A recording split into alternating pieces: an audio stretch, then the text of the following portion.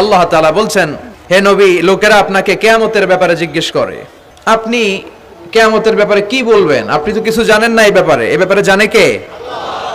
বিশ্বনবী যখন মক্কার জমিনে কিয়ামতের ব্যাপারে বারবার মক্কার লোকদেরকে সাবধান করতে শুরু করলো যে এই দিন না, আরো দিন আছে, এই দিনটাই দিন নয়, বিশাল একটা জগৎ পড়ে আছে, সেটা শুরু হবে কিয়ামত দিয়ে, সব লন্ডভন্ড হয়ে যাবে।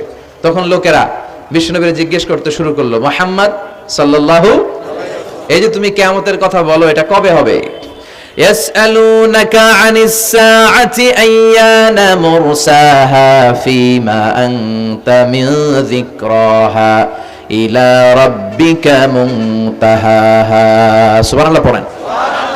ও নবী, লোকেরা আপনারা জিজ্ঞেস করে কিয়ামত কবে হবে, কিন্তু কবে হবে এটা আপনি কেমন করে বলবেন? এটা তো আপনি জানেন না, গোটা বিশ্বের কেউ জানে না, জানে একজন, তিনি কে?